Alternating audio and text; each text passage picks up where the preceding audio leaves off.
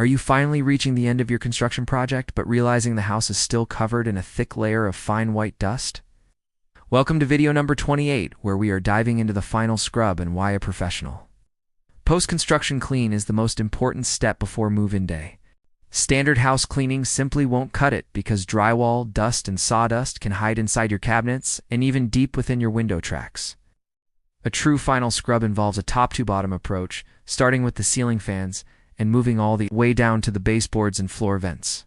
We make sure every fixture is polished to a mirror finish and every appliance is vacuumed out to ensure your HVAC system stays clean and efficient. If you skip this step, you might find yourself breathing in construction debris for months or scratching your brand new flooring with hidden grit. Whether you are a builder handing over the keys or a homeowner doing it yourself, you need a strict checklist to ensure nothing is missed. Let's walk through the exact process we use to transform a dusty job site into a pristine and welcoming home for its very first residents.